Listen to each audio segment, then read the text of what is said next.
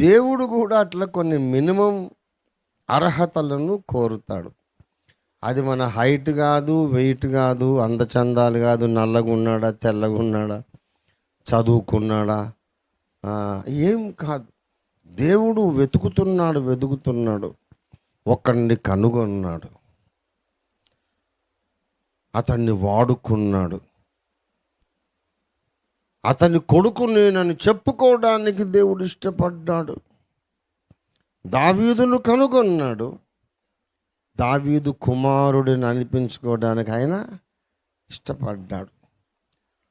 అంతగా నిన్ను కూడా ఆయన స్వతంత్రించుకుంటాడు. మరి చిన్న వస్తువులు, చిన్న మనుషులు ఎందుకు ఇతను వాడబడ్డాడు, ఎందుకు వీళ్ళు వాడబడ్డారంటే వాళ్లకు వేరే కొన్ని క్వాలిఫికేషన్స్ ఉన్నాయి. దేవుడు నిన్ను వాడుకోవాలంటే నీకు ఈ క్వాలిఫికేషన్స్ ఉండాలి.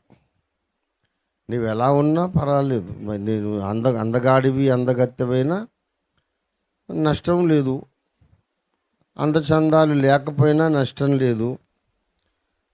దావీదును దేవుడు ఎందుకు కోరుకున్నాడు అంటే దావీదుకు కొన్ని ప్రత్యేక లక్షణాలు ఉన్నవి. ఆ లక్షణాలు ఉంటే ఒక వ్యక్తినైనా దేవుడు వాడుకుంటాడు, ఒక సంఘమునైనా వాడుకుంటాడు. ఒక వ్యక్తిని కానీ, ఒక సంఘమును కానీ, ఒక సంస్థను కానీ దేవుడు వాడుకుంటాడు. ఒక చిన్న సంస్థ, still God will use that organization. చిన్న లోకల్ చర్చ్, ఈ క్వాలిఫికేషన్స్ ఉంటే దేవుడు వాడుకుంటాడు. ప్రియా దేవుని బిడ్డలారా, దావీదు చిన్నోడే. దావీదుకున్న మంచి లక్షణాలు ఏంటో తెలుసా? బాల్యము నుండి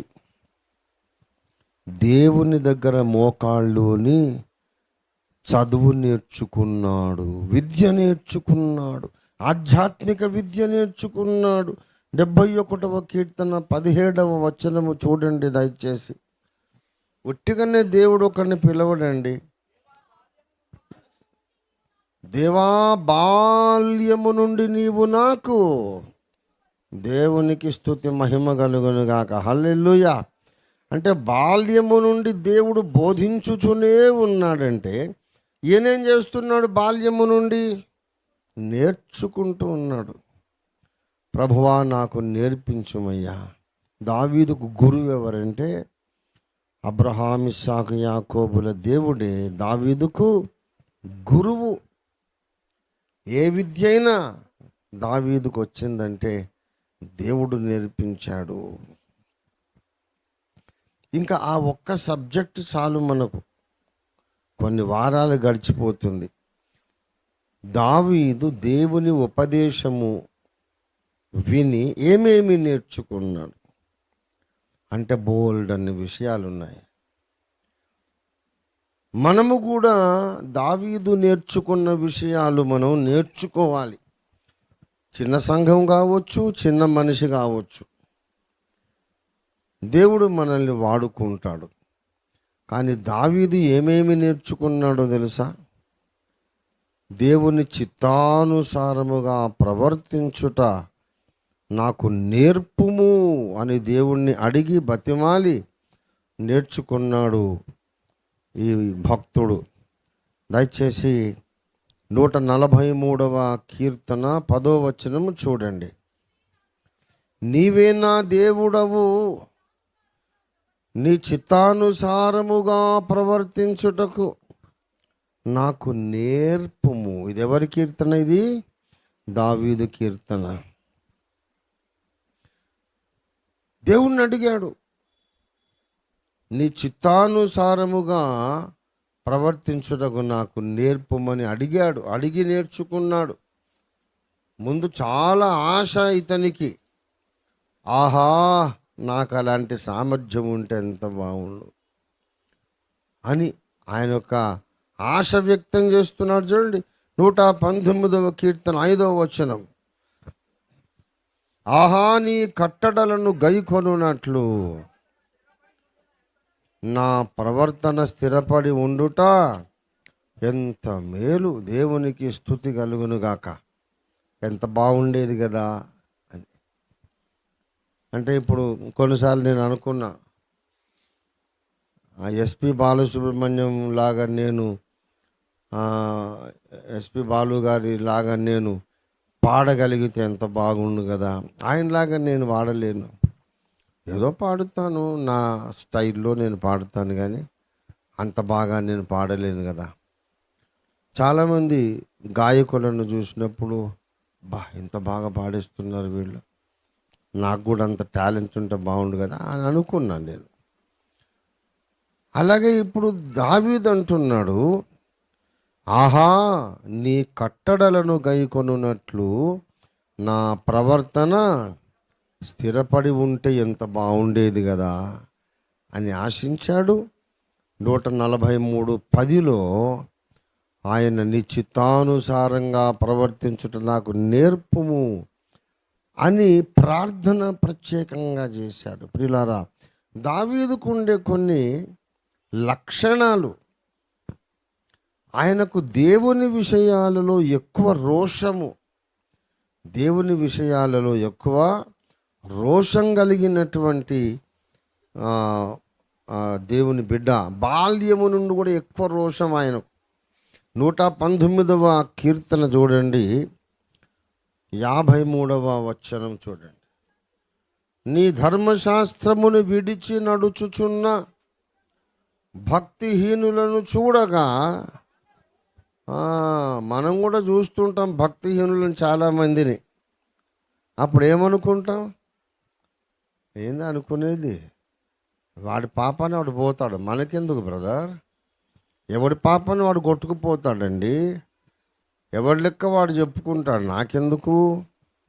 నేను ఇప్పుడు బీపీ పెంచుకొని ప్రయోజనం ఏముంది అనేది సాధారణ క్రైస్తవుల యొక్క ఆలోచన విధానం. ఎవడైనా దేవుని ధర్మశాస్త్రమునకు భిన్నముగా నడిస్తే ఏమైందట? ఆయనకు అధిక రోషము పుట్టుచున్నది. మనిషి మొత్తం డిస్టర్బ్ అయిపోతాడు.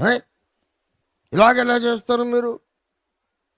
ఇది కరెక్ట్ కాదు కదా, దేవుని వాక్యంలో దేవుడు ఇలా చెప్పలేదు కదా, దేవుని వాక్యానికి భిన్నంగా మీరు ఎందుకు ప్రవర్తిస్తున్నారు?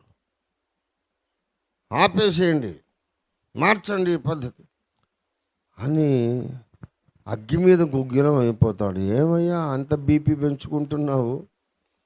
నీదేమైనా ₹1 తిన్నారా వాళ్ళు? ఎందుకు నీకంత బాధ ఏంటంటే, అరే ఎందుకంటావు ఏంటండి? దేవుని బిడ్డలు దేవుని ధర్మశాస్త్రాన్ని సంకలో పెట్టుకొని తిరుగుతున్నారు, వాళ్ళు చదువుతున్నారు, దాని ప్రకారంగా నడుచుకోనక్కర్లేదా? నాకు అధిక రోషము పుట్టుచున్నది. దేవుని కొరకు చాలా రోషము కలిగిన వాడు. ఆ యుద్ధ రంగంలో కూడా దావీదుకి ఎంత రోషం వచ్చిందో, అంతమందిలో ఏ ఒక్కడికి రోషం రాలే, ఈయన ఒక్కడికే వచ్చింది. దయచేసి 1 సమూయేలు గ్రంథము 17వ అధ్యాయం 26వ వచనం. దావీదంటున్నాడు, జీవము గల దేవుని సైన్యములను తిరస్కరించుటకు ఈ సున్నతి లేని ఫిలిష్తీయుడు ఎంతటివాడు. ఈ మాట సౌలు రాజు అనలేకపోయాడు. దావీదు పెద్దన్న ఏలియాబు అనలేకపోయాడు. అక్కడ ఉన్న లక్షల మంది ఇశ్రాయేలు సైనికులు సైన్యము అనలేకపోయారు. అక్కడ దేవుని నామానికి అవమానం కలుగుతూ ఉంది. వీళ్ళు వింటున్నారు, నిమ్మకు నీరెత్తినట్టున్నారు. ఎవడికి చీము నెత్తురు లేదు, ఆవేశం రాలేదు, ఉద్రేకం రాలేదు, బాధ కలగలేదు. ఈ దినమున నేను ఇశ్రాయేలీయుల సైన్యములను తిరస్కరించుచున్నాను అన్నాడు గొలియాత్. దేవుడు దావీదంటాడు, అవి ఇశ్రాయేలు సైన్యాలు కాదు బాబు, జీవము గల దేవుని సైన్యములు. After all నువ్వెంతని బ్రతికెంతరా? ఇంత పొడుగుంటే అయిపోయిందా? తాడి చెట్టు కూడా ఉంటుంది పొడుగు, అంత గొప్ప అనుకుంటున్నావు నువ్వు? మా దేవుడి కంటే గొప్పోడువా? స్టూపిడ్ ఫెలో, నువ్వు దేవుని సైన్యములను తిరస్కరిస్తున్నావు. వీడు ఏ పాటి వాడు అంటున్నాడు, వాడి మోకాలు దాకా లేడి ఎత్తు.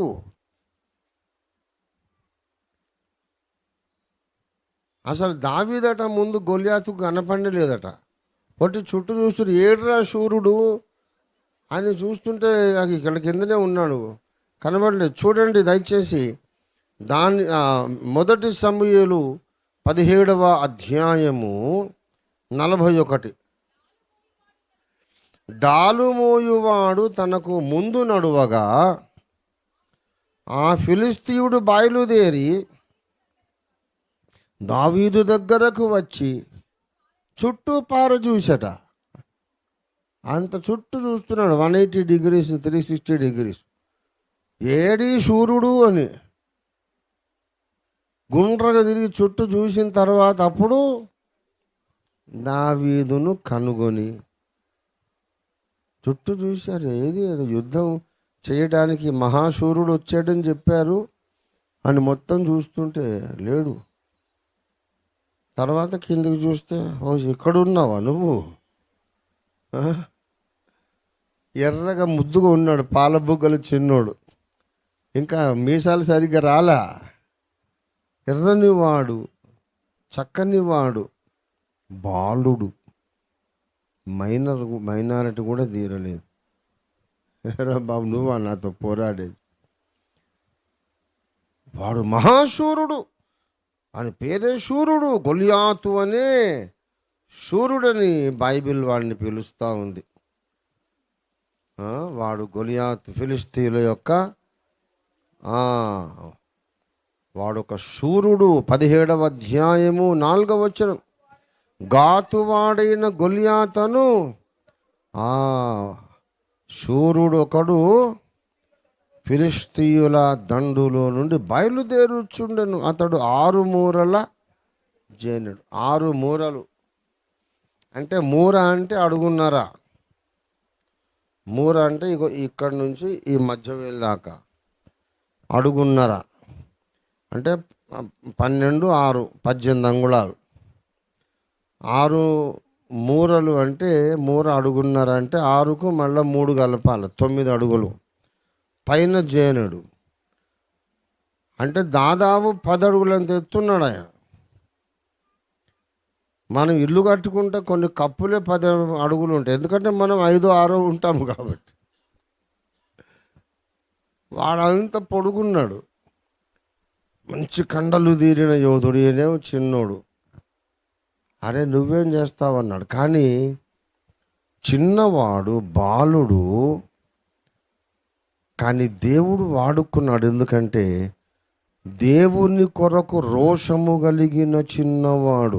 నువ్వు చిన్నోడువా, పెద్దోడువా, బలహీనుడువా, బలవంతుడువా అనేది దేవునికి అక్కర్లే. దేవుని కొరకు రోషము కలిగిన వాడవైతే చిన్నోడినైనా దేవుడు వాడుకుంటాడు. దేవునికి స్తోత్రం కలుగును గాక. హల్లెలూయా. ఎవరినైనా దేవుడు ఎందుకు వాడుకుంటాడండి? వాళ్ళు ఏదో పండితులని కాదు, దేవుని కొరకు రోషం కలిగినందుకు వాడుకుంటాడంతే. దేవునికి స్తోత్రం కలుగును గాక.